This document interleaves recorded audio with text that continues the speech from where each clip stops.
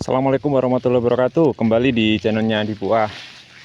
Jadi teman-teman, video kali ini kita akan melihat tanaman singkong. Tanaman singkong ini di usia 4 bulan.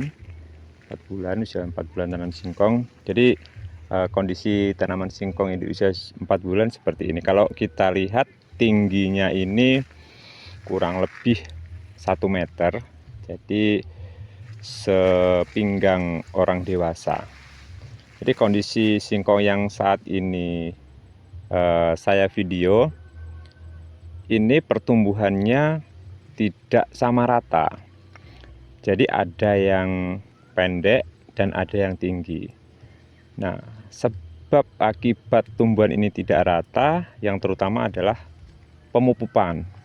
Jadi pemupukan yang tidak rata mengakibatkan tanaman singkong yang kurang pupuk, otomatis dia pertumbuhannya berkurang ketimbang yang pupuknya lebih banyak tentunya.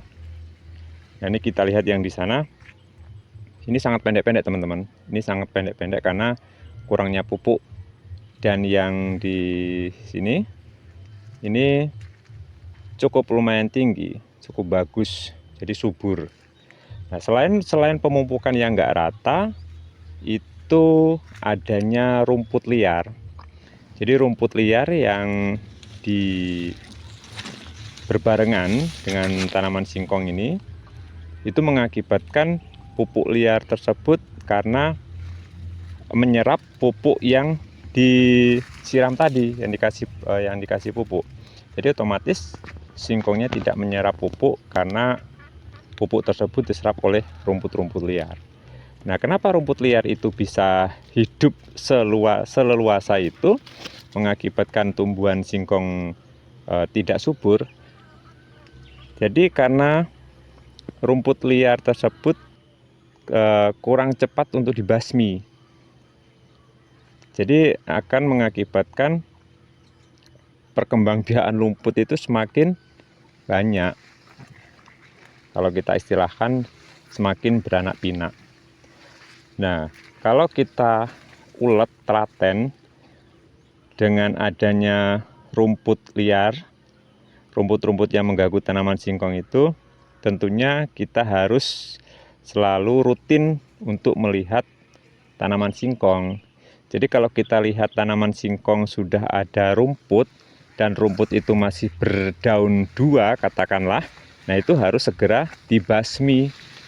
Salah satunya adalah disemprot dengan obat rumput yang bisa mematikan rumput.